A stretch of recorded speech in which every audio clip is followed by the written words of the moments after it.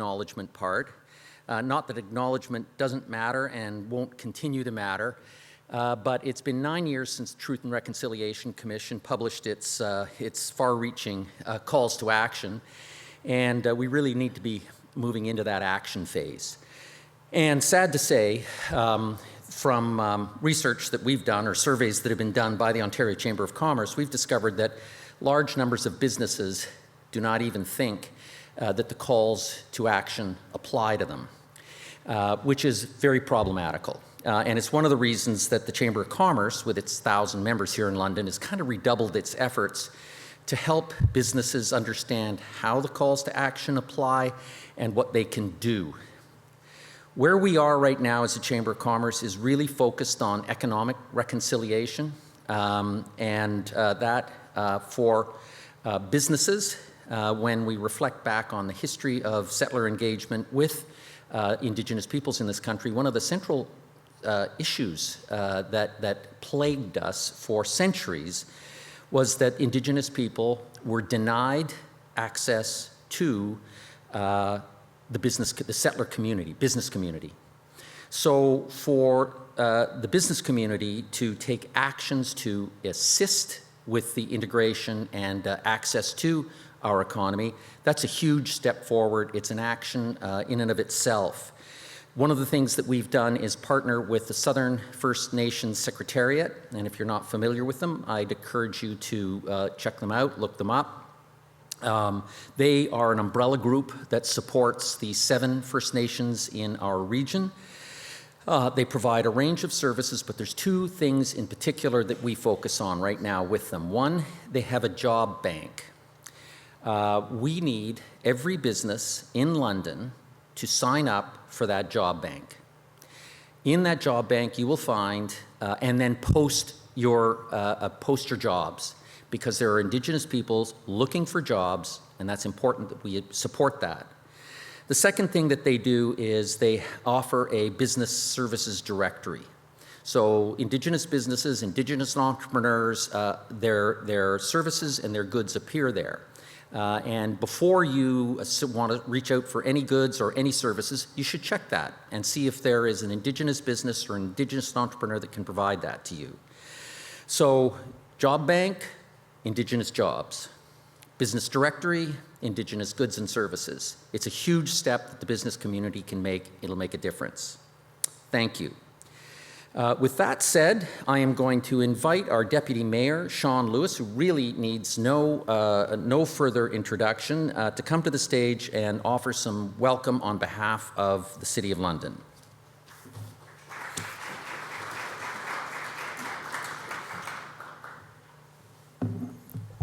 Well, thank you, Graham. You're always welcome to introduce me, but we do have a schedule this morning, so I want to keep with that. Good morning, ladies and gentlemen. I do want to, on behalf of the Mayor and City Council, extend our gratitude to the London Chamber of Commerce for undertaking this sponsorship of some community outreach events. This is not the first one, and I know that in the spring we did one that highlighted the 4 key anchor institution CEOs being here. Today we're learning about employee ownership. But these are really important as we think about the prosperous and progressive future of our city and how the economy plays such a key role in that. Because without jobs, the prosperity is not there. Without employers leading the way, that innovation doesn't happen. So I'm really grateful to Graham and his team for pulling another one of these events together. We're happy at the City of London to have been a sponsor of the earlier event and this event through the London COVID Recovery Network. Now, in a couple of moments, you're going to hear from one of London's most illustrious citizens, Geoff Smith of EllisDon, about the benefits of employee ownership models and what they bring to the local economy. But I do want to take the opportunity to say, as owners of the company that I'm involved in as a Board of Directors member, the City of London, through your property taxes, I want to apologize right off the start that I'm not able to stay for the whole morning, but we are in the midst of budget meetings, and I know you want that to be managed in a fiscally responsible way, so I will have to make my exit to do that, and I do so very regretfully, because I would really love to hear from Emma from the London Brewing Co-op, because there's nothing I love talking about more than beer. As former Councillor Cassidy, who's in the audience this morning on behalf of Pillar, will know, because she and I may have gone out for one or two over the course of our term on council together. But we do at council, and not just council, our civic administration as well, our city manager and our deputy city managers and our civic administration, we do look forward to a bright future for London, and we do look forward to working with all of you as partners in that bright future. You know, we are the 10th largest city in the country. We are one of the fastest growing. You look around our downtown, there are cranes in the sky. There is a plan moving forward with the help of many people in this room on addressing our homelessness and addiction issues. We are on the move, and with you as partners, we have a bright future ahead for our city. So thank you very much for letting me say a few words this morning, and enjoy the speakers, and I hope everybody learns a lot.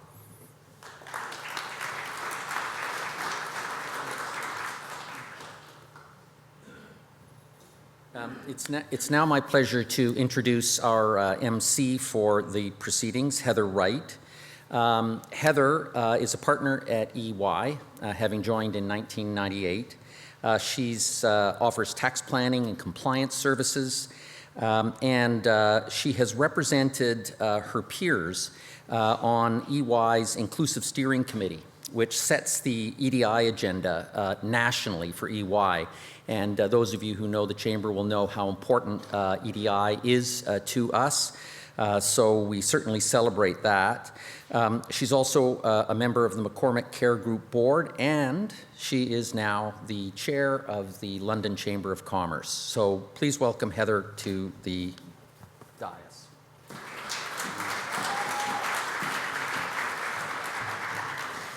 Good morning, everyone. I guess I don't need to introduce myself now, but I am honored to be serving as this year's chair of the London Board of Directors, London Chamber of Commerce Board of Directors. Thank you for joining us in what I think will be a very insightful event.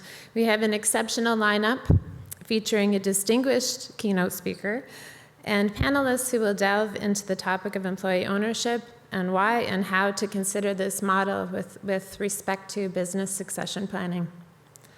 We're thrilled to welcome Geoff Smith, Executive Chair of EllisDon Corporation. Geoff was the Chief Executive Officer of EllisDon for over 25 years before moving into his current role earlier this year. At the helm of EllisDon, Geoff recognized the merits of employee ownership early on, leading EllisDon through a plan to move the company from being family-owned to employee-owned. Under his leadership, EllisDon has developed a culture of entrepreneurial enthusiasm, which is a phrase I love, and I'm absolutely looking forward to hearing more about that today. And Geoff's accolades extend beyond corporate success. He's been recognized with the Jock Tyndall Award in 2011 for integrity within the construction industry. And in 2013, we were proud to have Geoff receive Ernst & Young's Canadian and World Entrepreneur of the Year Award on behalf of EllisDon. Geoff stands as a beacon of leadership, integrity, and innovation, driving EllisDon to new heights while making contributions to both industry and community. I'll also add that he's a humorous and generous person and a great fun to golf with. Please join me in extending a warm welcome to Geoff Smith.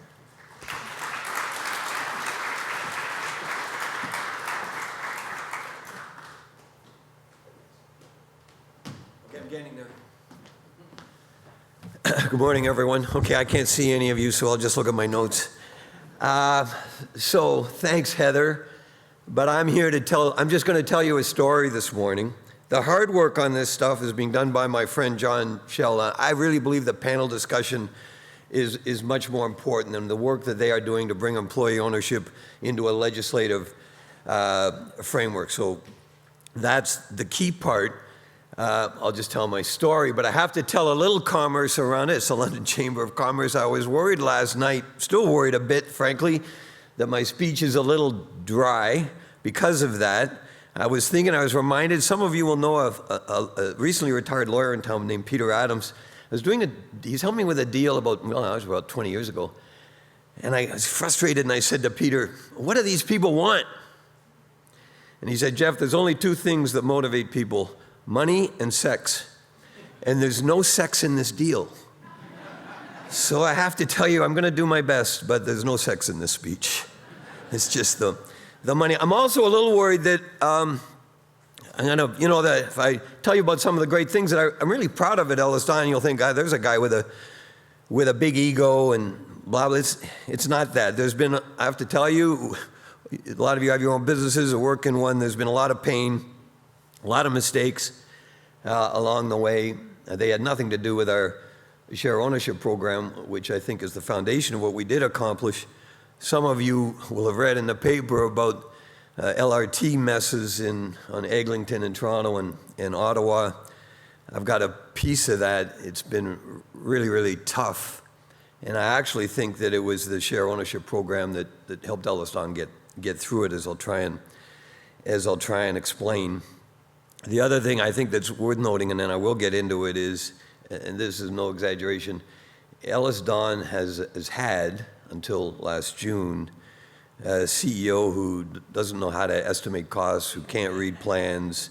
I joke, some of our employees are here. They know that I joke with people. I say, I couldn't build a sandcastle with a bucket. Like I'm just not a builder. My job at EllisDon for the last 25 years was to get great people to come and then to get them to stay. And really that's it. I do like strategy. We all like strategy. But it's been my experience that if you have terrific people, you don't need a strategy. My board, I would say this to my board. We have an independent board. I'll get there in a bit. And they'd get all cloudy and say, Jeff, how can you say that? The truth is you don't, because the people the people working the company bring you the ideas. They just come through your door. You just have to sit there, literally. And even your clients, because they like the people at the company, will bring you ideas. Why don't we do this together? We got into, 15 years ago, before anybody heard this, we got in with Cisco into digital building systems, because Cisco liked working with a woman named Jody Becker at our company, who's an executive vice president now. So if you buy that, then you have to buy probably the most important thing we've done.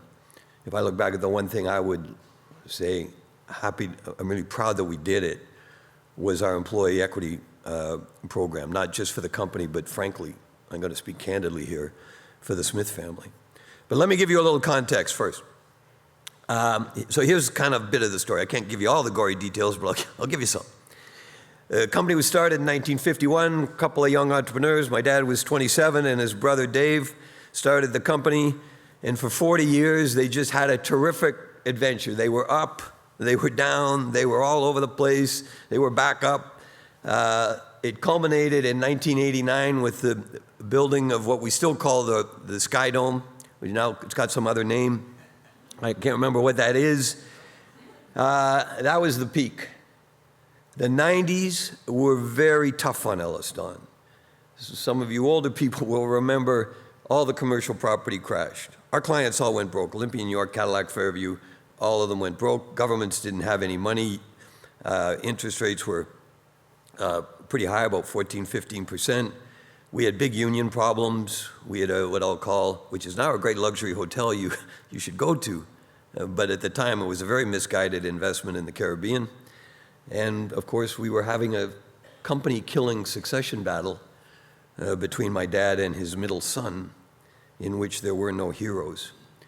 By the late 90s, things were getting better in the industry, but not at EllisDon, which is important, because we're having this family infighting, but our employees were increasingly under great demand in the market. Our competitors were coming after our employees with vigor.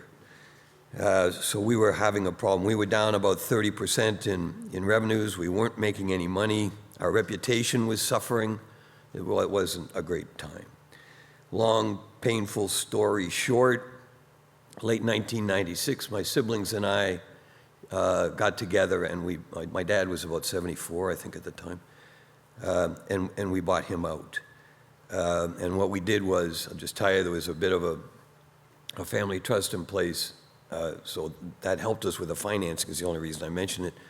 But we had to give my dad a great big note back, so he was still vocal. And our own bank wouldn't lend us the money that we needed because he wanted cash. So we had to go to BMO, They loaned us the money. They loaned us about $6 million, $7 million. My siblings and I didn't have any money. They made us put our houses on the line. So, and give personal guarantees. So there we were. It's kind of late 96, early 97. I'm telling you, our spouses thought we were crazy. They were questioning our sanity. It was kind of a tough time. 2 years later, kind of getting towards 2000, I went back to my family and said, and we still hadn't made any money at this point. You could see it getting better. But we still owed all that money to my dad. We hadn't been able to pay him back, and we hadn't been able to pay the bank back. And I went to them and I said, I've got this idea. How about we take the existing equity in the company? Net of the debt, it was about $25 million, about 23 actually. We'll freeze that into, this is the commerce part, we'll freeze that into pref shares. They won't pay a dividend. We'll issue all new common shares for no money, and we'll give the employees 45% of that, right? We still had our houses on the line. We were giving away, so we were keeping all the downside, my siblings and I. And we were giving away basically giving away 45% of the upside of all future profitability. I can tell you, there was a lack of enthusiasm. My siblings would not mind me saying that. How about we make some, I wrote down here, maybe we should make some goddamn money first. I don't know if anybody said that, but I think they did. How about we pay down some of the debt? How about get lost, right? The interesting part to me was even the senior employees weren't that enthralled with the idea. I got this great new idea, nobody likes it, which was surprising to me. They said, and remember, the company hadn't been profitable for some time, so they were kind of going, who wants shares? I don't care, just give me profit sharing. I'll go make money, you give me profit sharing, have a nice day. We're good. My dad, who was retired, he was retired, and who wasn't still very impressed with the new CEO, came back and said, that's a great idea. And he helped me get it done. It was really quite remarkable. But my siblings, some of you know some of them, deserve a great deal of the credit. They took that plunge. They took two plunges, first to put their houses on the line, and then when their houses were still on the line, to give away 45% of the company. So it was a unique thing. Okay, here's the bragging part. 25 years has gone by since then. It's taken some time. We'll do $6 billion in revenue this year. That's about 10 times what we were doing then. Back then, we had 5 or 6 construction profit centers. Now we've got 25 profit centers, not just construction, but everything related to it. We do project finance, we do facilities management, we do real estate development. We actually have an insurance brokerage. We have an AI app around trying to predict subcontractor failure that we actually sell to our competitors. It'll make money this year. And we've got some really smart people working on a digital strategy because our competitors are no longer just the usual suspects, but Silicon Valley is coming after us. We still pay profit sharing. We've always had to pay profit sharing. If we ever canceled profit sharing and said we're just going to the shares, there would be a rebellion. And that's fair. We pay out 25% of our before-tax earnings in profit sharing every year. In the 25 years that have gone by, we paid out, I just checked yesterday, $450 million in profit sharing. So it's a good number. It raises a question to me which is easy to answer. Was it a good idea to give away 45% of the company? You would think, well, you would look at the success, but you may say, because some people have said to me pointedly, yeah, but how do you know? How do you know that the employee ownership caused that? Why not just stick to profit sharing, which is variable and discretionary and less risky, you can move it up and down? And the answer is, of course, that I can't prove it. But I can tell you this, not one of those ideas for those other 20 profit centers came from me, or most of them didn't come from our senior management team. They came from all those employees who was just sitting there on the front lines, who can see the opportunity, who put up their hand and said, you know, why don't we do this? Why don't we start an insurance brokerage? We can make some money that way. Why don't we do project finance? I don't think profit sharing gets you that kind of initiative. It's not just about I want to make sure I didn't skip a page there. No. It's not just about getting your people engaged. It's about attracting the right kind of people, and I'm going to come back to that. But I got to tell you a couple stories quick if it's okay. But it's about getting people who will speak up and really tell you what. I had a guy named, there's a guy named Seton Chase, and this is 20 years ago. We were starting this diversifying thing, and we were at a management meeting. So there's 50 of the company senior people in the room, and I'm standing up at the front by myself, did my little spiel. Are there any questions? Project manager, mid-management guy, with all due respect, puts up his hand and says, Jeff, you told us all to read this book called Good to Great. I read the book. It says, stay with what you know. You're leading the company in all sorts of directions. Your dad worked for 50 years to build this company, and I think you're destroying it. And the painful part of it was, I knew that most of those people, and Seton knew, most of those people in the room agreed with him. So you go, I'm going to kill you, you son of a bitch. And I still see Seton. I saw him last week. And every time, I don't see him very often, I saw him and I said, I'm still going to kill you. And he said, you have a nice day too, Jeff. But he's still there after 25 years. He, of course, is a terrific guy. I got to tell you one other story. We got a guy who came to EllisDon. His name is Stephen Damp. He came from one of our competitors to start our civil division.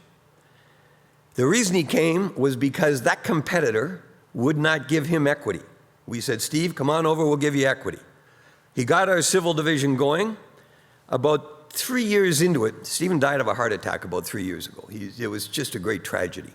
But about 3 years into it, another fellow in Alberta called him. Guy's name was Merv Paderny or something like that. I didn't know him at all. He said, Steve, I'm 85. I'm going to sell I got 3 or 4 companies, giving one to blah, blah, blah. Here's a company called PME. I'm going to sell it to you cheap. I'm going to sell it to EllisDon because I know you'll give the employees shares, and I know EllisDon treats its people properly. We bought that company for $6 million. Our CFO said, Jeff, the equipment is worth more than $6 million. Merv was not stupid. He knew. He just didn't care because he was 85 and he had enough money and he was worried about his people. That company this year will make $30 million in before-tax profits. Would that have happened with profit sharing? Would it have happened with anything like that? I just don't believe that. So I think that, going back to the Smiths, was it good to give away 45%? It's a no friggin' brainer. And profit, I'll come back to profit sharing towards the end. And I'm going to come back to that. I'm just going to tell you, it is a Chamber of Commerce. Here's how we did it. I'll try and do this quick, but I think it's worth mentioning. And you've got a panel coming up, and I think it kind of begs the question, well, if EllisDon did this on their own, why do we need what John is working so hard to get, which is legislative support? And the answer to the question, in case you're wondering, is construction's a unique business. We finance ourselves. Our clients pay us. We get ahead in cash flow. When we get paid, we pay ourselves. We don't have to invest in plant. We don't have to invest in capital. We don't have all those big capital needs. So it's easy for us. Our assets are our people and our cash. That's why the work that John is doing is so important. Here's what we did, and here's the way it's structured at EllisDon, just in case you're wondering. Only the first, when the shares were worth nothing, the common shares, those are the only people that got them for nothing. After that, the book value goes up, and we sell the employees these shares for audited book value. No goodwill, no estimated enterprise value, all that stuff that people use. We don't. We use our audited book value statements. But the shares are still basically free to our employees, in my view. You've got some employees in the audience who may wonder about that. But I'm going to tell you why I say that. We lend the employees 100% of the purchase price to buy the shares. The loan is interest-free. The loan is only paid back out of the dividends that those shares pay, and there's no personal guarantee on that loan. So you can go home, I know this, say to your spouse, guess what, I just borrowed $500,000 to buy EllisDon shares, or $250,000 to buy EllisDon shares, and the spouse goes, you're out of your friggin' mind, we've got a big mortgage, and don't worry. There's no risk on them at all. So, and then when the employee leaves, they get book value. They don't get the same thing. You make the money on your shares while you're at the company building the value. When you leave, you sell the shares at book value, give them to the next person. They make the money when they're there. And when they leave, we pay it back over 4 years, so there's no big liquidity threat to the company. That's kind of the way we do it. If you look at it, it's really, in my view, a long-term retirement plan for employees, and we've often said, if you're smart, you'll live off your salary, you'll buy your shares, you'll buy your toys with your profit sharing, and you'll retire on your share buyout plan. If it works, that's the way it works, but it's pretty much that simple. I got to do one or two more commerce things. If you're wondering, you say, well, what about dilution? Because every year as the company grows, we have to issue more shares. So every year, the existing shareholders, including the Smiths, own obviously a smaller percentage of the company. And it's amazing, frankly, how some employees, not all, but a few, aren't that keen on getting diluted and giving other new employees the great deal that they were given a few years earlier. So dilution is an issue, both with the family and with the employees. My answer to that is earnings per share. If the earnings per share are going up while you are being diluted, you're making more money on the shares that you own, even though you own a smaller percentage of the company, you should say, give me all the growth in the world. If your earnings per share is staying the same, you should say, I don't really care, do whatever you want. And if your earnings per share are actually going down, if the company's earnings per share are going down as you grow, well, then the board needs to get involved and say, what the hell, right? But anyway, that's just my issue. Last thing on the commerce side, during COVID, my siblings and I were all 25 years older, agreed with the employees to sell them the rest of the company. So it'll take time, over 20 years. We'll participate in the profits on a declining basis. Not 20 years, 10 years. Hopefully, I'll come back to the LRTs, it's dragged it out a little bit. We'll be 100% employee owned. We have an independent board, so the new CEO doesn't need to worry about reporting to employees who are shareholders who can tell them what to do. No, we got a mechanism for electing. We've got a very strong independent board. So it's a he. Hopefully it's a she at some point, but the new one's a he. Only needs to worry about keeping the board happy. That's how we balance that. And we have a strong shareholders agreement, which is our constitution, so nobody needs to worry, do the Smiths own 50 or 40 or whatever. It doesn't matter. It's all, everybody's rights are enshrined in the shareholders agreement. That's how we did it. Okay, let me finish this way. Here's the real difference between performance-based profit sharing and real equity ownership, because I think it's important if you're thinking about these issues. Performance-based profit sharing is about yourself. It's about your performance, maybe your team's performance. It can be selfish, and we have seen that selfishness at EllisDon. People say, well, why should I've got these great people, why should I share that person with another division? Screw it. You're staying with me, my profit sharing's on the line. You know, why would I help? Believe me, it happens. And even company-wide profit sharing, which is what we have right now, still brings out just short-term interest in people. What are we doing to maximize profit sharing? What are we doing right now? Real equity ownership, frankly, doesn't do that, and people are in it together across the entire company for the long term. They're just more likely to take care of each other. And I can tell you firsthand, the construction people at EllisDon help the development people, who help the facilities management people, who help the digital team. We look for projects where all of those groups are going to make money. It gets into the way they think. I've also noticed there's less need to fire bad people, because the bad people just get it. They just know that they're not fitting in. Talking very candidly here. So they leave. Perfect. It's just the way it is. Is it perfect? It's nowhere near perfect. Is it just plain better and way more enjoyable as a place to work? I really believe it is. Finally, I want to come back to the LRTs just for a second. They've been a disaster for 5 years. They're losing untold amounts of money. It's been so painful, you can't imagine. I'll just say, we got a terrible client in Toronto. Yeah, I know, he doesn't like me, I don't like him, it doesn't matter.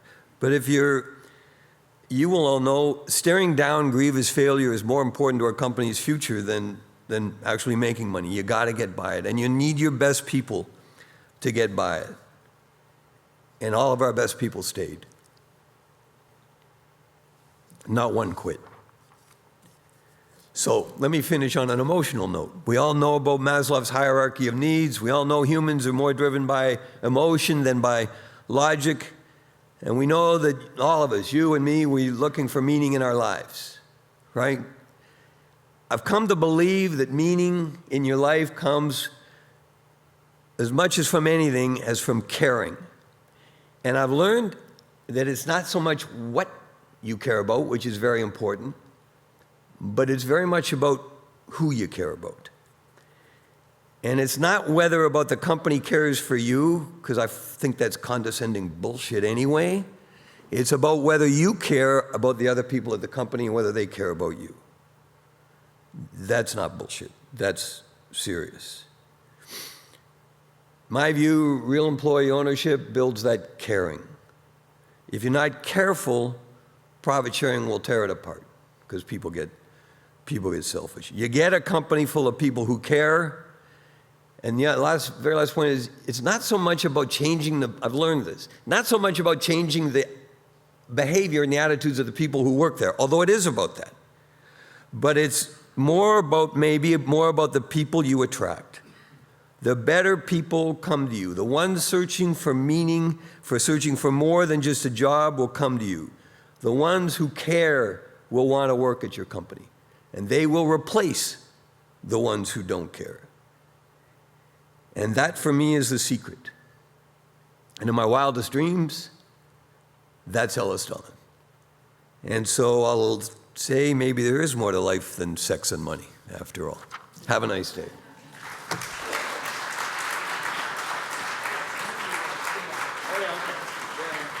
I'll sit at the far end. Thank you so much, Jeff. Really, I mean, I knew what a great speaker you were, and so we're very lucky to have you come down here. Now, I just want to, before I introduce Yola Ventresca, and we get to the panel, I just sort of wanted to explain why are we doing this? The Chamber's been involved with Inclusive Economy London initiatives for some time.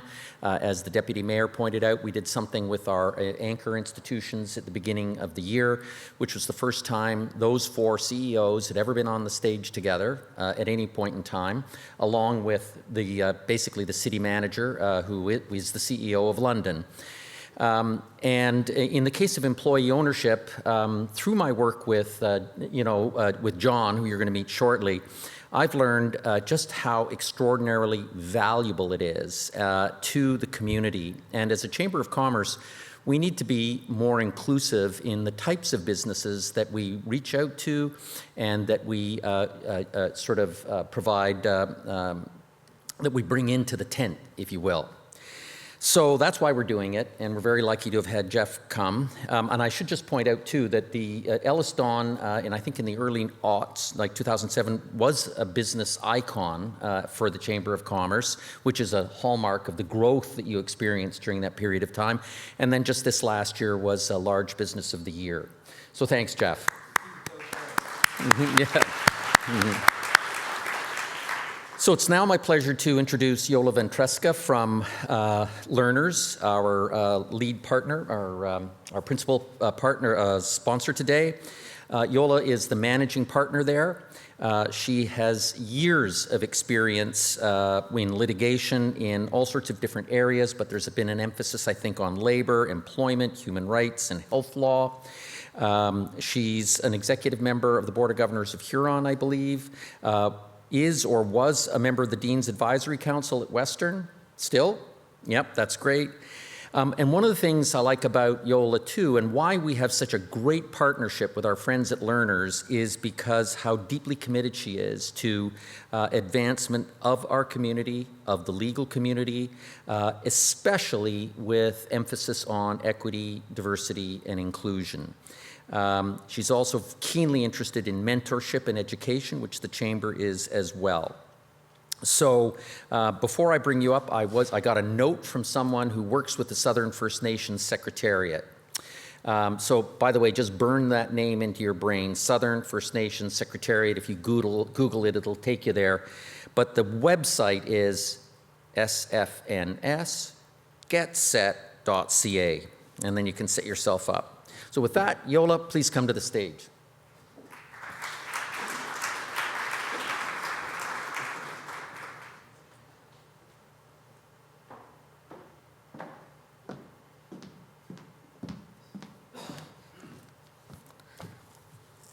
Well, any speech that begins with sex at 8:30 in the morning is very hard to follow, but I'm going to do my best in my comments this morning.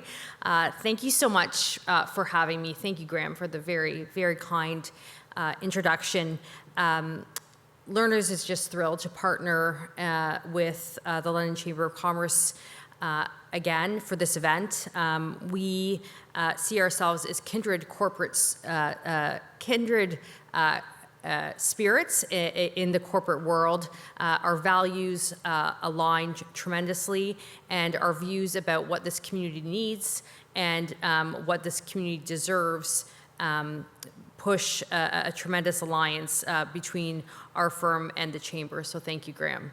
I'm absolutely delighted to act as your moderator today. We have a very esteemed panel, which is going to make my job very easy. So actually, if I could ask them to come up and we will get some introductions going. Okay, thank you.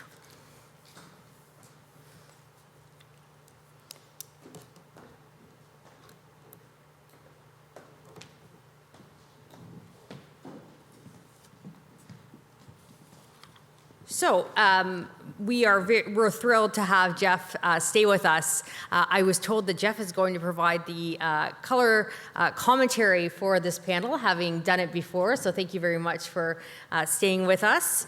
I'm also so pleased to introduce Lawrence Levin of EY. Lawrence leads the employee compensation tax practice for EY Canada, where he specializes in the design of employee compensation arrangements. A large part of this work involves the design of employee equity arrangements such as stock options, stock option plans, restricted share units, and employee share purchase plans. Lawrence attended law school at Western, fellow Western Law grad, and thoroughly enjoyed his time in London. And then we also have with us John Schell of Social Capital Partners. John Schell is the managing director and partner at SCP, an independently funded nonprofit founded in 2001, whose mission is to build a more resilient economy through broad-based ownership and quality employment. SCP's current focus is increasing employee ownership in North America through both regulatory change in Canada and partnering with the institutional investors to finance large-scale employee ownership transitions in the U.S. John is a member of the steering committee of the Canadian Employee Ownership Coalition. Please give the panel a round of applause.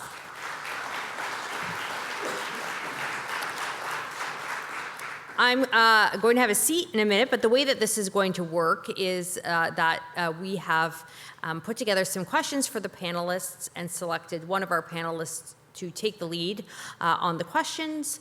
The others will be free to jump in. We are going to save some time at the end for audience questions, so please get those ready.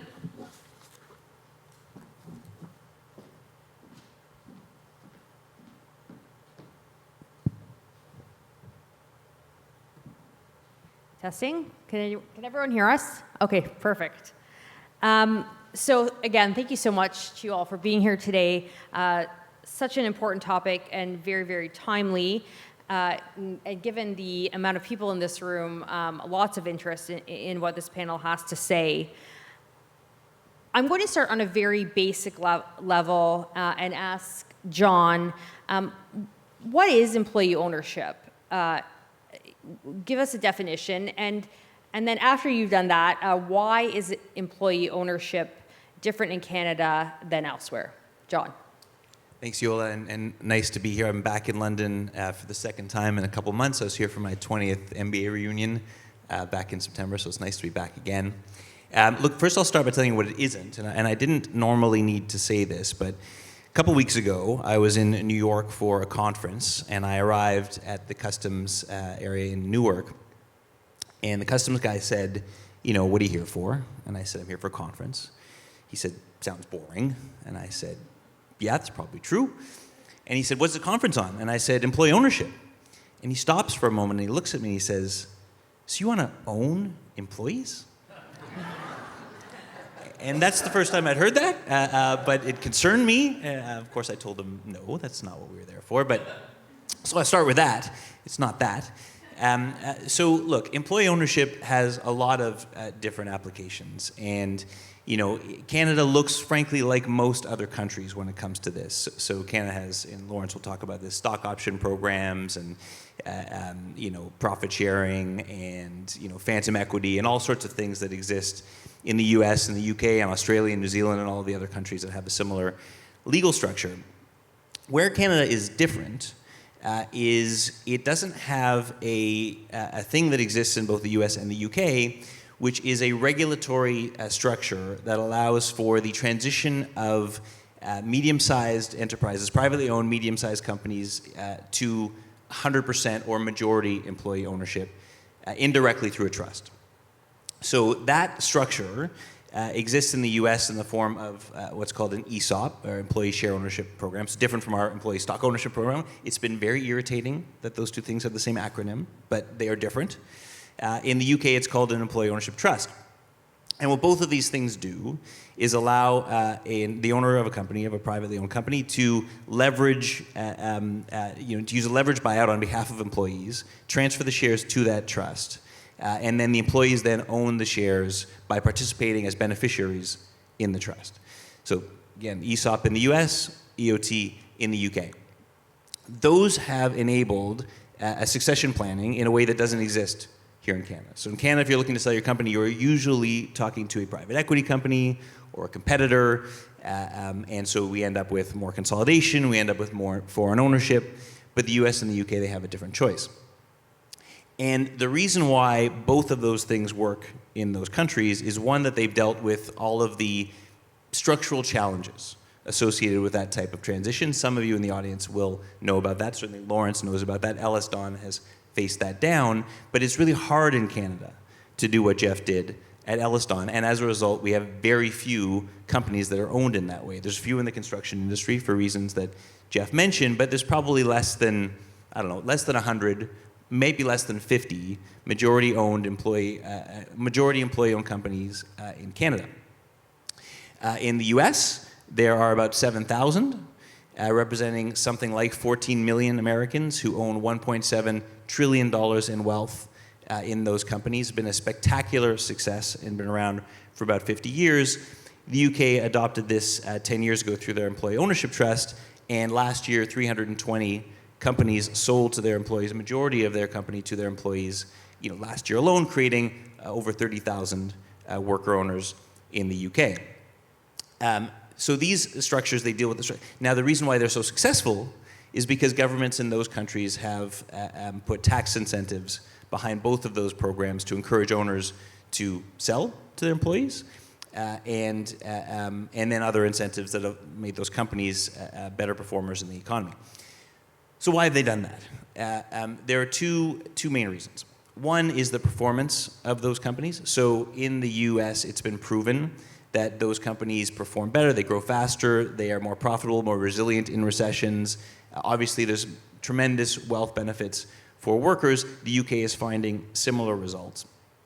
The second is, by providing those incentives, it allows the government to ask certain things of those trusts. And those things mean broad-based ownership for all workers of the company, and they don't have to pay for those shares. And so in exchange for those tax incentives, they get a very beneficial, inclusive economy outcome, similar to the structure that Jeff has put into place in EllisDon. What that does is it changes the incentives of that company and broadly distributes the wealth of that company going forward. So that is the main difference. Canada does not have that structure. We have been working that. I'm sure we'll talk more about that. But that's the main difference in Canada versus the other two countries. Thank you so much for that, John. Really great way to kick off. I want to open it up to the other panelists if there's any further commentary on that issue. If not, we will just keep moving along. Okay. So, John, I'm going to stay with you, and I want I think it would be nice for the audience to hear some, well, we've had a success story this morning, but success stories about the impact of majority employee ownership. So, I mean, there are, certainly in the US, spectacular success stories on this. So many of you will have visited Florida on vacation and might have gone to a Publix grocery store. It's, I think, always rated the most loved grocery store in the US. Hard to believe anyone loving a grocery store, but you know, maybe most loved doesn't mean very much, but most loved. That is 80% employee owned, and grocery clerks have retired as millionaires from Publix because of that program. Cliff Bar recently sold to a competitor. They had a large employee ownership program. Something like $300 million was distributed to employees because of the ESOP that they had. My favorite example is Amstead, which is an industrial company in the US with 12,000 employees. I've got to know the CEO reasonably well. He has a hard time not tearing up when he describes the impact of Amstead. 2,600 shop floor workers have retired as millionaires, and he talks about walking those floors and having people walk up to him and tell them when they've just become millionaires in their share accounts. And these are folks who never would have had access to that kind of wealth. So quite amazing success. And I'll tell one story about a company in Canada called Friesens, which, you know, there's kind of two main publishers of things like yearbooks and books here in Canada, Friesens, and I think Jostens is the other one. Friesens is located in a small town just north of the US border in Manitoba called Altona. Altona has 4,000 inhabitants, and it houses Friesens, which employs 600 people. It is the prototypical factory in a small town that shouldn't exist anymore, right? You're not supposed to have a 600-person factory in a town of 4,000 people. But Friesens is still there. And 40 or 50 years ago, the owners of Friesens did something not dissimilar to what the Smith family did and found a way to transition Friesens into a 100% employee-owned company. And they've operated that way over 50 years. The CEO of Friesens his name is Chad Friesen, no relation, but it's Manitoba. So, and he says to me that every week, he gets a phone call from a private equity company, from one of their competitors, offering to buy Friesens. And he says, there is no question that if we sold to one of those folks, this factory would eventually be shut down and the jobs would be moved elsewhere. But we stay. And staying has led to resiliency for the town, for the workers, for the industry, because you know there'd probably only be one if it wasn't for the employee ownership at Friesens, and they've distributed about $30 million to their employees over the past 15 years. Last year, $10,000 per person, and this is a company where the average worker makes 40 or 50 grand. In a town like Altona, you can imagine how far that goes. So the point of all this is you can have a factory in a small town. The reason they leave is not because of all of the things that we've been led to believe over the last 40 years. The reason they leave is ownership changes. They have different incentives, and that drives behaviors of that company. Friesens is an example of what we could have with better public policy.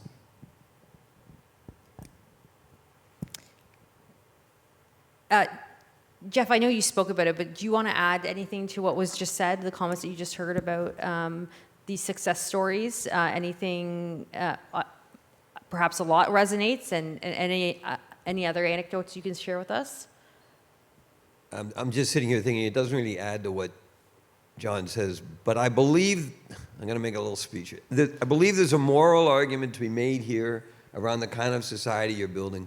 We call our system a capitalist system. Capital means money. For some reason in our system, the money has always sat on top, and the rewards have always gone up to the money.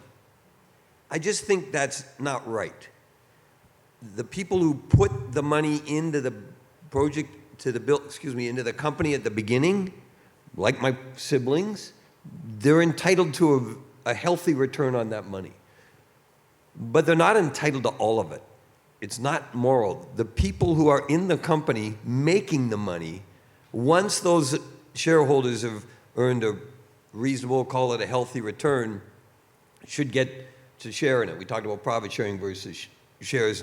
balance between both. I think we should start calling ourselves a free enterprise system rather than a capitalist system. I just don't believe that money should sit on top and get all the rewards. I think it's disproportionate, not very moral, and to John's point, it leads to factory closing, towns being hollowed out, etc. That's what I think.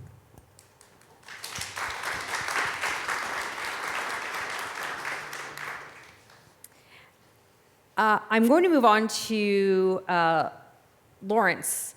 So Lawrence, I'd like to talk to you about what employee ownership looks like today, and perhaps you could provide the audience with a bit of an overview of some of the ways in which employee ownership can be structured.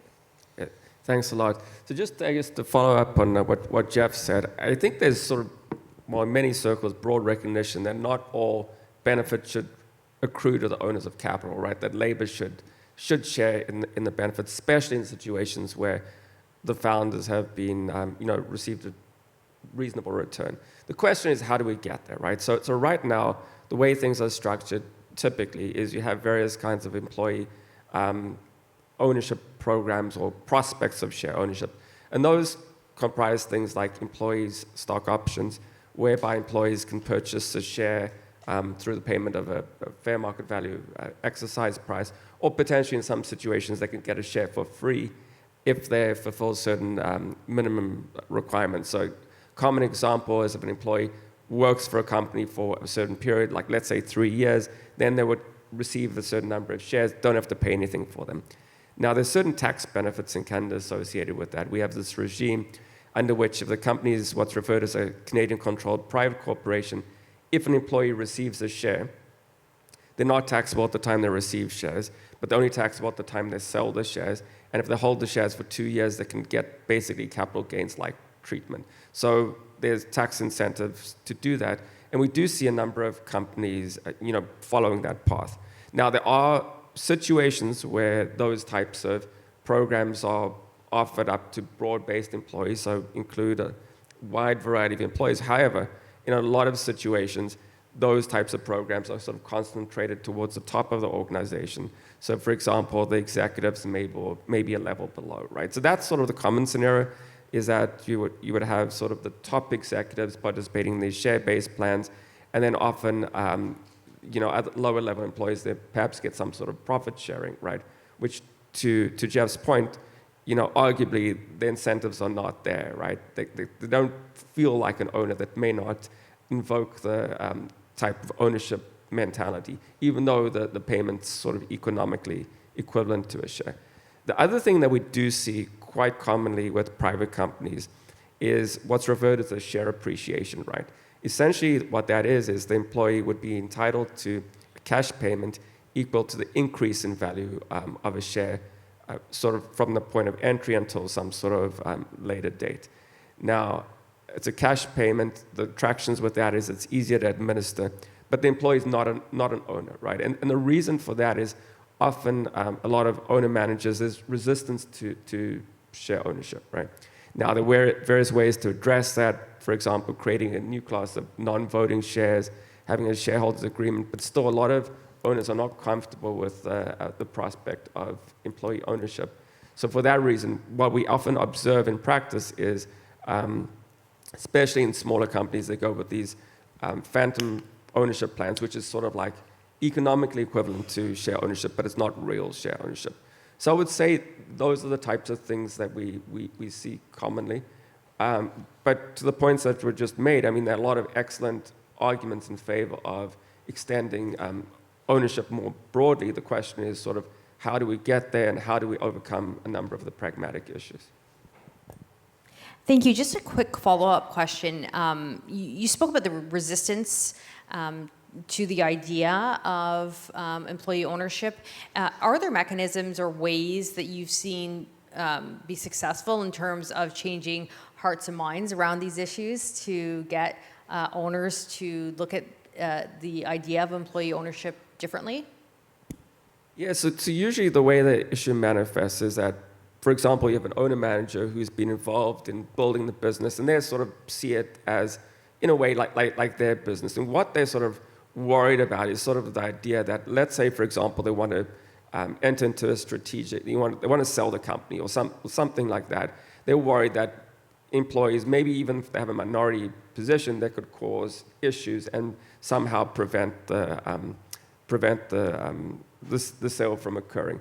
So even if the shares are non-voting, there's certain provisions under corporate law where shares could have votes in certain circumstances. So those types of things, or just the idea that those types of things could be an impediment, I find that often scares a lot of owners away from giving employees the choice to get real equity. But I think, the idea of a trust, that can also, sort of address some of these concerns. So, we can talk about the employee ownership trust that has been proposed, but we have had success in other circumstances of using the trust. And, essentially with a trust, you separate beneficial from legal ownership, and that can also, provide owners with some sort of comfort that you're not going to have rogue employees, sort of doing things which are arguably not in the interest of the company, right? The worry really is maybe you have employees and something goes wrong and they have ulterior motives which are not in, the company's best interest. So the trust structure and having trustees which have to act in the best interest of beneficiaries is a way to address those concerns. Thank you very much for that. Either of our two panelists want to jump in on that question? Well, just quickly, I think this is relevant. We did anyway, lower the fears of the founder shareholders who are saying, I'm giving up control, by keeping that control in the shareholders agreement. So I'll just tell you, the first one we did 20 years ago, it said right in the shareholders agreement, if the Smiths decide to sell the company, they get to sell the company. The employees would get the benefit of their equity piece, but the Smiths still got to make that decision. So when it went from less than 50 to over 50%, because you don't have control anymore. Yeah, you do. It's right there in the shareholders agreement. So you can allay the fears of owners who are worried about that kind of stuff by giving them very clear protections right there in the shareholders agreement. That's what we found anyway. Yeah, and the only thing I'll add is, in the UK, the way their structure works, and I should say, right now, 5 to 10% of all company sales in the UK are going to employee ownership trust. So it is become, through experience, an accepted form of business succession in the UK, and it's the indirect ownership through the trust that Lawrence was talking about that makes that work. And so what happens is the governance structure ends up being split between previous owners, worker, and independents. And that model seems to be working in the UK in terms of ensuring that those businesses are focused on the right things on behalf of their beneficiaries, who are now the workers. There's just been a report released in the UK about a month ago which showed that employee-owned companies, employee-owned trusts in the UK had higher productivity, higher profitability, higher growth rate, lower layoffs in the recent recession. So all of the metrics in which you would be worried about if you're worried about growth in a country, something that Canada, I know, is very worried about, all show better performance in EOTs.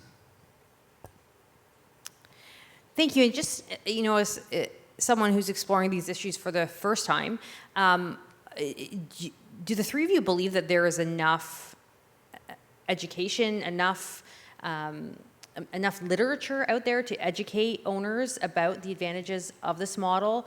Are we doing enough in terms of outreach to ensure that people have their facts correct, that they're hearing stories like the stories that we've heard today, that they're understanding what the benefits of an employee ownership structure can bring to their corporations, or does that type of work still need to be done? Let's start with Canada maybe first. You can use other countries if they've done it better than us as an example.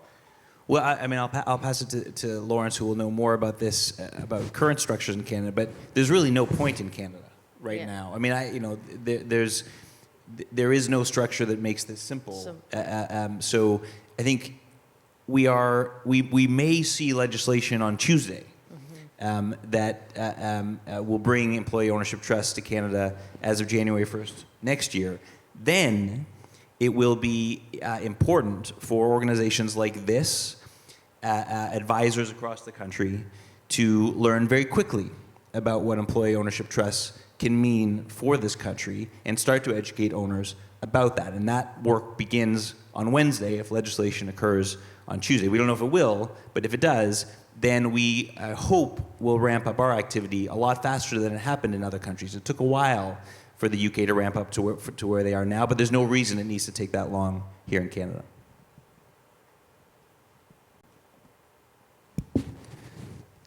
So John, just to follow up on that point, so we're expecting that there could be draft legislation this on Tuesday, right? But the draft legislation for that, there were proposals introduced, I think, in August, right? So one would expect to be fairly close to those types of proposals, right?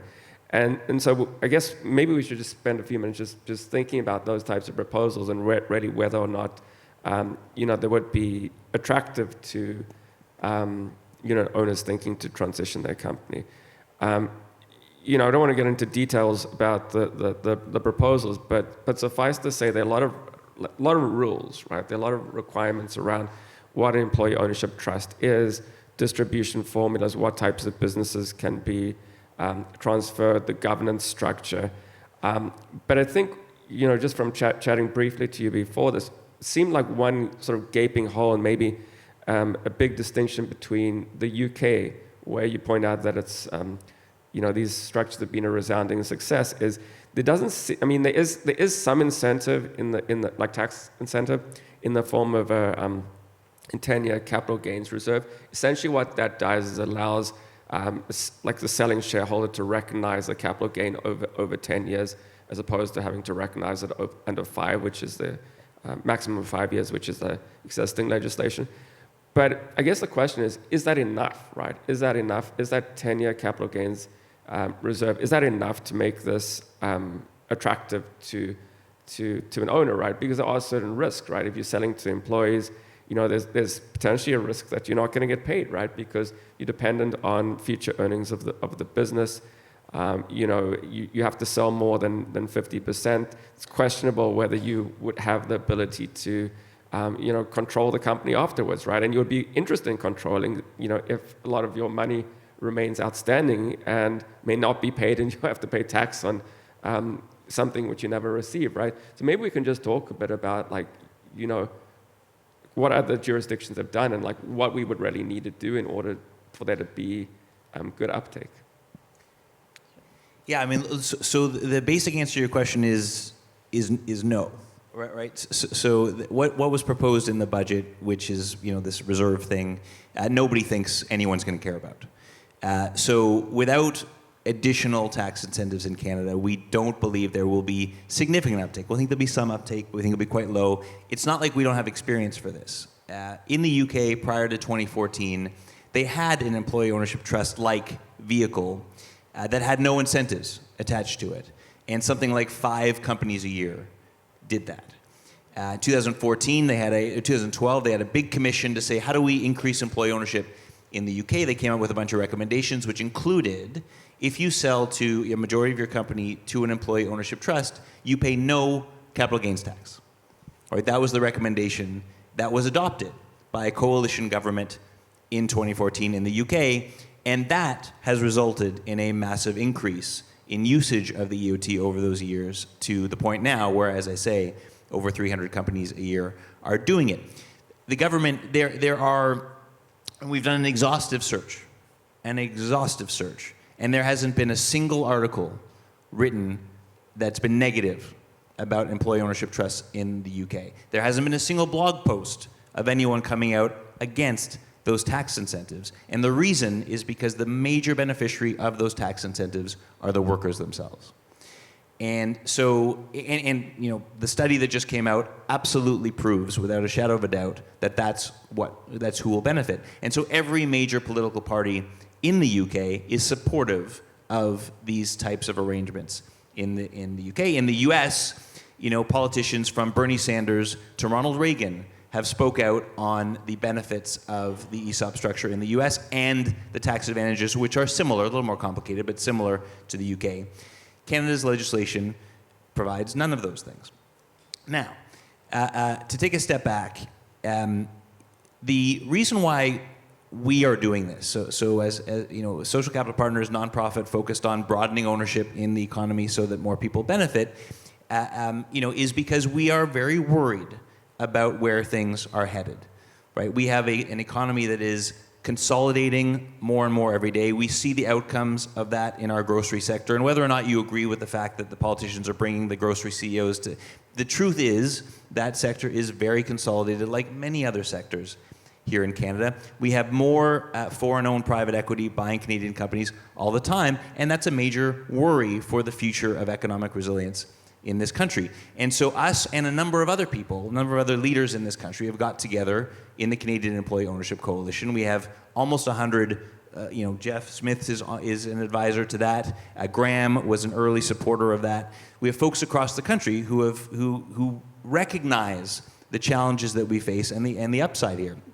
We have so many business owners who will be retiring over the next 10 years.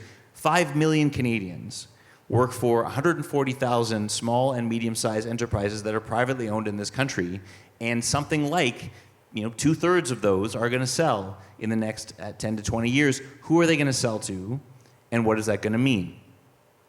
To give the government credit, they are the first government ever to show any interest in this topic, and so they have been pursuing it with the bureaucracy over the last 2 or 3 years. We have yet to get to the point where they understand that the restrictions that are tied to these so that the benefits are broadly shared with workers require an incentive for the reasons that Lawrence mentioned. If you imagine, think through the owner's decision. I'm going to now, so in the UK, most of these companies are self-financed.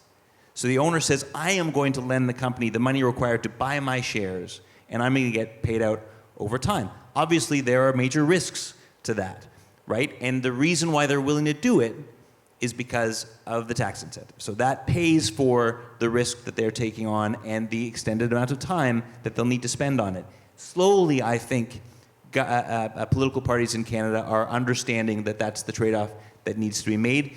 We are somewhat hopeful about Tuesday, we'll see. But because of all the awareness, because of the activity of the coalition, folks like Jeff and Graham, we believe that in the next few years, we will have the right set of incentives so that we can see more employee ownership in Canada, and then it will be the responsibility of the business community to start thinking through what that means and discussing it and trying to get more companies to adopt it.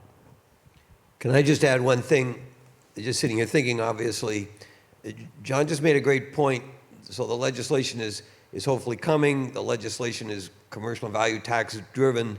I think his sales pitch and everybody's sales pitch, John said to me earlier, the work starts, if it happens Tuesday, the work starts Wednesday, is going to have to also include, if I may, the soft side. John mentioned how many baby boomers are going to be selling, divesting over the next, in the coming years. I mentioned that guy Merv Paderny for a reason.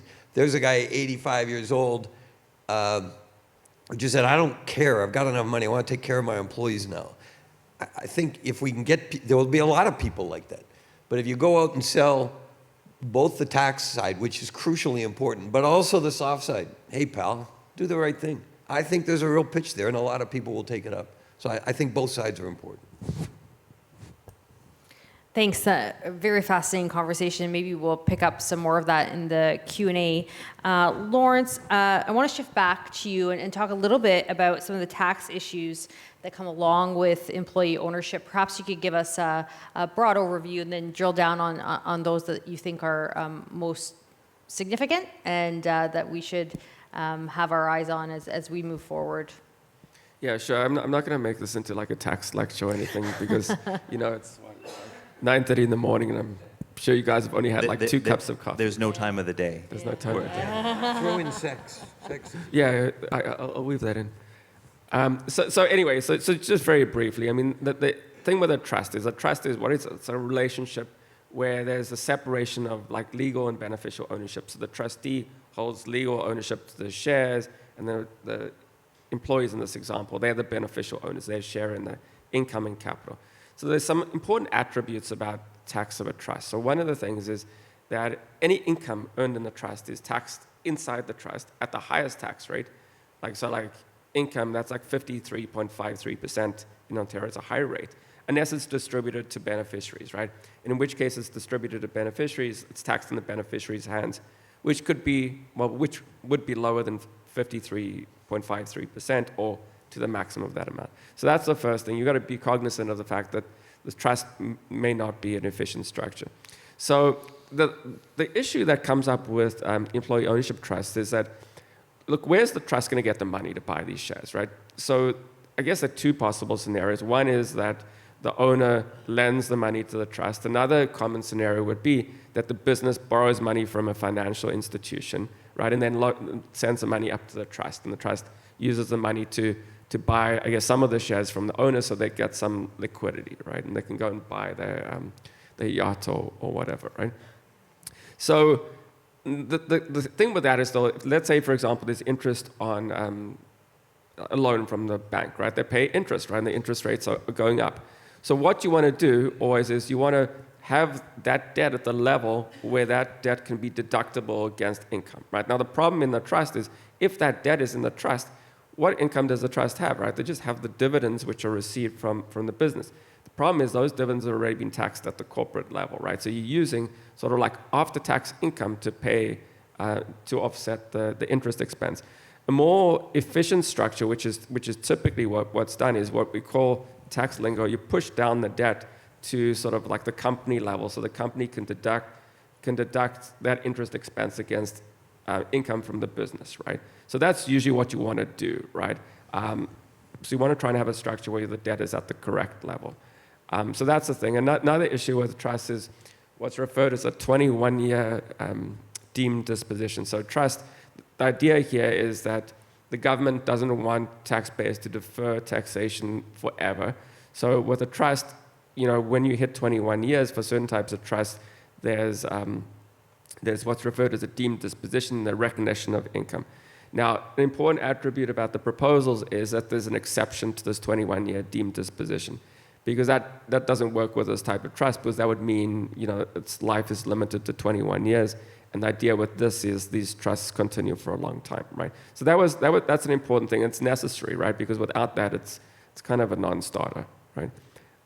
So that's high level, like some of the things to think about with a trust. But that point about the income, like the income is taxed in the trust at the highest rate, except distributed out. That's like a big point, right? And so I mean these things can be planned around, and I mean there are structures in which you could organize affairs for interest to be deducted at the right level, but it requires some work and planning. Thanks so much for that. Moving to our last question, we're going to save about 15 minutes of time for questions, but I'm going to direct this to John and Jeff, and of course, Lawrence, you can jump in. We have hit on this issue, but I want to deal with it directly.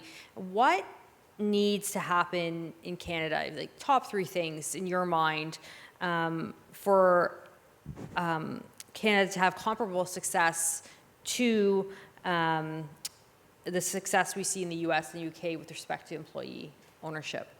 Perhaps, Jeff, I'll start with you. I'll let John go first. Okay. I mean, look, I think we I wasn't born yesterday. I'll let Jeff go first. Look, I think we've talked about this. The structure is actually getting better. The August draft is much better than the budget draft. We expect if there's legislation on Tuesday, it'll be even better. Tax incentives are a requirement, and so it won't take off until then. What we do have, what we need, and what I think we do have, is a base of owners who would consider this. And because I've been relatively public about this, I get calls from people now who don't quite realize that we don't have it in Canada yet and ask me how to do it. And I say, well, you can't, but it's great that you're thinking about it. Tell me your story. And there's been 36 of these phone calls over the last few months, and some of them are frankly sad, right? Because you have people who, there's one guy who is, I think, 73 years old. He owns an engineering business, not in Toronto, but in a smaller town near Toronto. They serve folks all across country, 100 employees. And he said, I only have one buyer, and it's this European company. I don't like them, right? They're going to come. They're going to, the culture's bad. They're going to destroy, blah, blah, blah. He said, I really want to sell to my employees through this trust. Tell me about it. So I tell him, he's like, and do we get the same type of incentives that you get in the US and the UK? And I say, well, no. He says, right. So I can't do it for, I can't loan money for the next 10 years. I'm going to be, in my 80s. So there are a number of owners in Canada who want to do this. So that's kind of the second thing you need. I think that's there. The third thing you need is a advisory community that understands it and is willing to talk about it. And that, is also, I think, happens instantly if there's a tax incentive, right? If you start putting a tax incentive into legislation, tax accountants, tax lawyers get interested. And suddenly everyone talks about it. And so the awareness will, if you want to create awareness without a tax incentive, it's a lot of work. If you have a tax incentive, it's no work.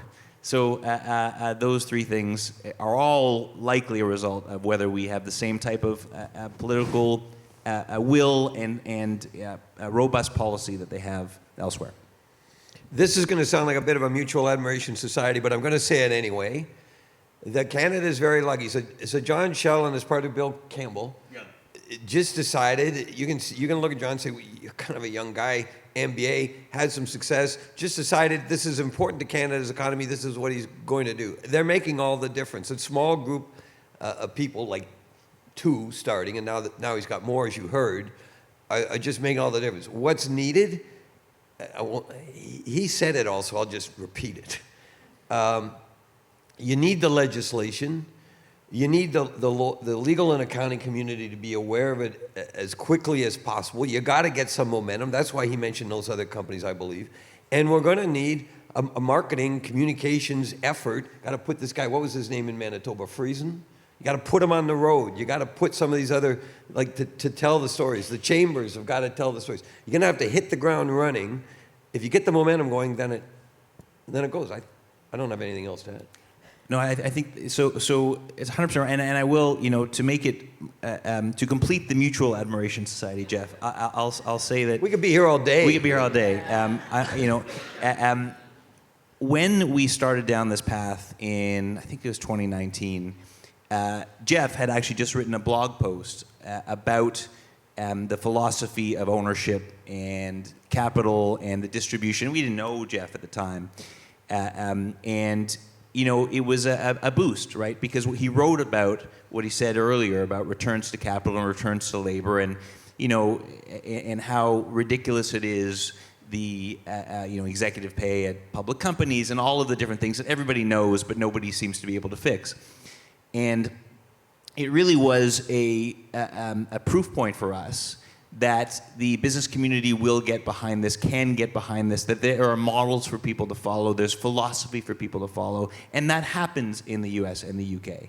The UK, there's a company called the John Lewis company, which they're a retailer of a bunch of different things, and they've been around for 100 years. They are the employee ownership trust model that has led to a lot of their success. Today, the U.S. has a number of companies like that. We have EllisDon, we have PCL, sorry to mention them. We have, we have Friesens, there's a Spectrum in Calgary. So there are a few corporate leaders who will be able to act as models. And it was important to us when we started this to see what Jeff had to say, and it will continue to be important, as we go forward. And Lawrence, I think you're good too. Yeah. So just one point to add on that is, I never want to say tax drives things, but I think, if there's sort of a juicy tax incentive, business is going to get on board, right? And it only takes sort of like a few companies sort of to be the trailblazers, and then, word will spread quickly. Everyone's interested in what sort of similar companies are doing. And once there are a couple stories out there that so-and-so do, that the employee ownership trust, I think it will catch on, right? It's just a matter of being first out the gate, right? But I think in order for it to be compelling, there needs to be, owners are going to be taking a risk, right? And there needs to be some sort of reward for taking that risk, likely in the form of a tax incentive. And John, I think you were talking before that you guys had modeled out sort of for the government what sort of the tax expenditure would be. And I forget the number, maybe you can talk about the number, but it sounded like it wasn't actually that much money, right? in question, when you talk about the government's priorities, wealth, income inequality, wealth inequality, unaffordable housing, like perhaps we can like kind of hitch onto that train, right? And say that this sort of gels nicely into those objectives. Look, we absolutely believe, so first of all, I think this government has talked a lot about inclusive economy. There are issues now that are affecting ability to spend money on things. We believe that this costs about $150 million in foregone tax revenue over the next 5 years. That's our projection. We know that other political parties are thinking about the worker and how to make life more affordable for them. This is absolutely a mechanism for that, right? I mean, it is proven to be that in the US and the UK. It is one way to help middle-class workers afford life that is becoming increasingly unaffordable and should sit along housing as which is also an ownership-based idea. How do we move ownership more into the hands of? I mean, look at housing. I mean, housing, the share of ownership of housing is going down, right? And it is another way in which folks are finding life and going to find life more unaffordable. This is one way to shift it in the other direction. Let me just finish and then we'll go the questions with one sort of a big pompous statement. If you want to hear the flip side of this, and I'm trying, find on your podcast channel the pod is a granddaughter of Walt Disney. And maybe some of you have heard it. I thought, no, somebody sent it to me. I thought, oh yeah, another complaining grandkid. She's a Wharton PhD. She's incredibly bright. She's very articulate. And she talks about how the CEO, I can't remember the numbers, say Bob Iger makes $100 million. The people who work at the lower levels of the company are sleeping in their car because they're not being paid a minimum wage. That kind of differential in income, we've all talked about this issue, is untenable in a society and will lead to the upending of that society, which arguably is what we're seeing happening in the US right now. So John and his cohorts are doing this because it's a big issue and it's a much better way to do it than trying to jack up minimum wage, which I'm not arguing against that. But I'm just saying that's how important I believe this issue is. It's a great pod, if you can find it. We'll track it down and maybe get it announced before the end. Okay, so we're going to open the floor up to questions. Because I can't see anything, I'm going to need someone to help let me know if there are questions out there. And there are microphones set up.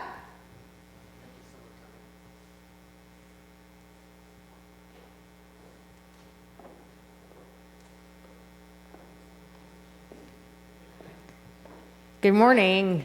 Tammy Buss. I just have a question on the deemed disposition and the 21-year rule.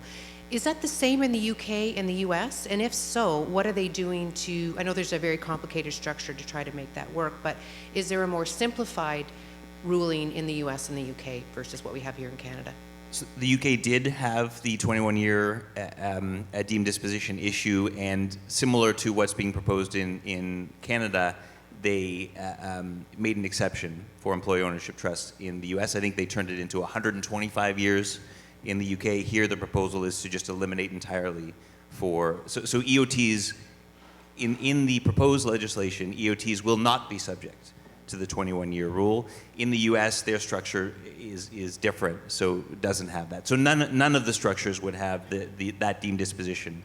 And I'll tell you, Friesens goes through hoops to manage this issue right now. It's a major preoccupation, so they're very excited and hoping that they won't need to do that going forward.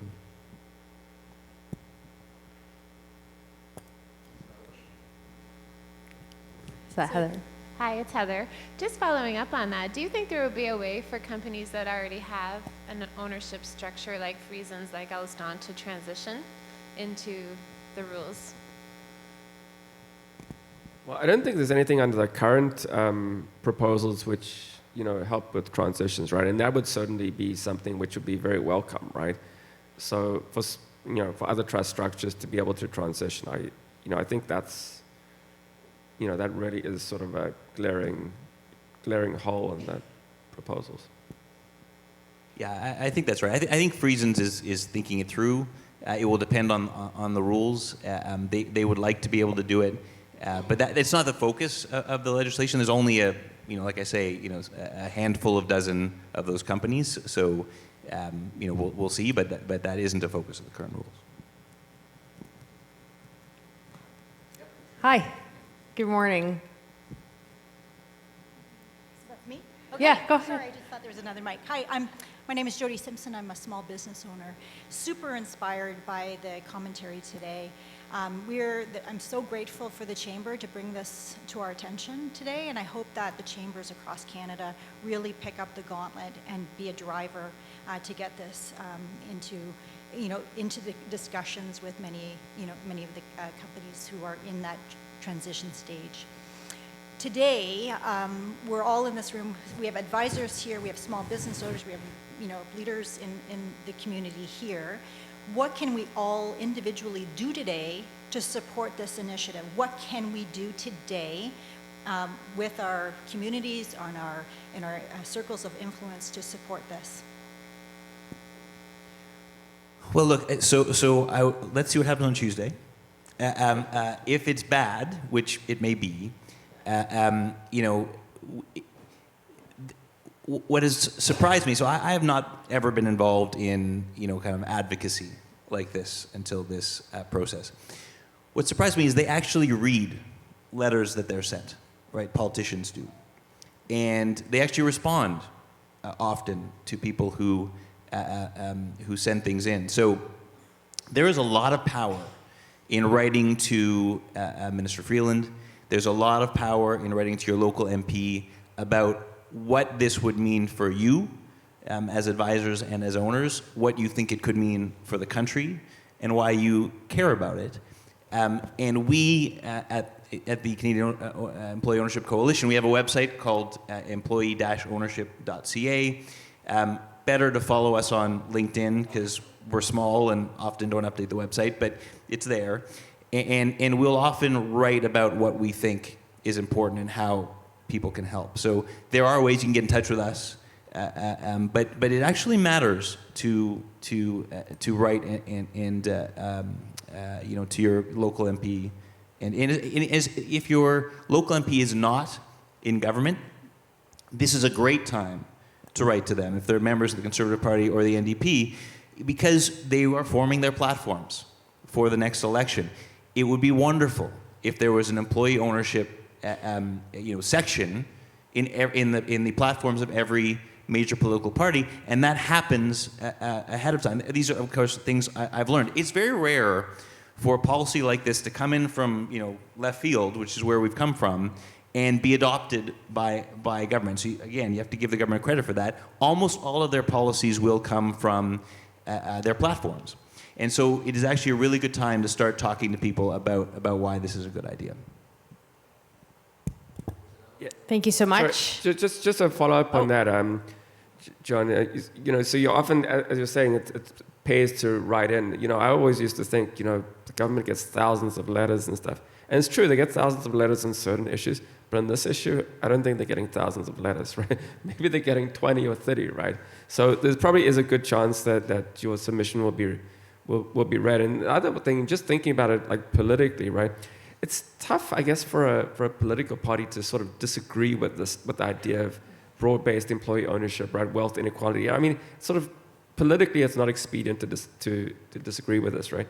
So, I think probably the only argument would be is if you have, tax incentives, right? So what is a tax expenditure? Maybe there's some argument there, right? But, you probably could put forth quite an easy argument to say that the benefits far outweigh any cost, right? So it would seem like from a political perspective, whatever the party is, it sounds like, it'd be difficult for them, if pushed to take a position, these proposals have already been introduced, sort of, going back on them, right? I think at this point, and I could be wrong, but you would think we either going to get something similar to the proposals in August, or it's going to be something better. Don't hesitate to the extent you're able to communicate as well, not just on the political level, but at the civil service level. And I know but we all know people who work in government. These people, they get maligned sometimes. They're terrific people. They want to do a good job. They have a lot of power. And the chamber, because we can get it to you if you don't have it, small and medium-sized businesses power a huge proportion of the economy, and they get a disproportionately small amount of influence and face time, not just with politicians who kind of get it, you hear the politicians talk about it, but also with the civil servants. So I know we don't all run into civil servants a lot in our business, but to the extent you do, just keep talking about it, because they hold a lot of power there. Well, and this is where I think chambers of commerce are really important. Right. Right. So government is used to hearing certain things from the business community, right? Lower our taxes, lower regulations, blah, blah, blah. What they don't normally hear are inclusive wealth ideas. And so when a business organization writes to the government and says, we think employee ownership is important from an inclusive wealth and local resilience and keeping businesses in our local community, keeping it Canadian owned, that is a different message from a source that they would like to be able to support. So as much as, and I know within Chambers of Commerce, it's a grassroots organization that requires global policies to come from the ground up. We would love to see the chambers across the country have this as a official policy that they can then communicate to the bureaucracy and to the politicians about. That would matter a lot. I think we have time for one more. Hi, my name is Ashley Cisco. I'm a member of the Chamber and I'm a new member of the board as well. I own a small social impact consulting firm. Started it rather accidentally, but very committed to the work that we're doing. I'm extremely interested in this model. I'm hoping to retire in the next 10 years, ideally, and I'd love to be able to sell to my employees. One of the interesting aspects here is that I'm not Indigenous. Most of the work that we do is with Indigenous communities. Not exclusively, but a lot of it. And we are majority Indigenous operated. And I'd love to see us, our ownership model reflect the communities that we serve. I'm just wondering for smaller businesses like my own, we're right now 6 permanent full-time employees. We're hiring for a few positions. Over the next 10 years, I could see us we're 20, maybe 30 employees. Is this model still feasible for smaller companies like the one that I own? And what considerations need to be made? And then I'm just wondering about lead time to start, having, we're thinking about it, it's top of mind, but to start the planning process. Thank you. So great questions. So the median size of a EOT in the UK is just lower than 40. So I think it's like 38. So half of the EOTs in the UK are smaller than 38 employees. So where you're going sounds like it would fit. For smaller businesses, sort of 10 employees or less, it can be administratively complicated, and so you rarely see companies smaller than 10, smaller than 15. It's a shame that we don't have, so worker co-ops, which we haven't talked about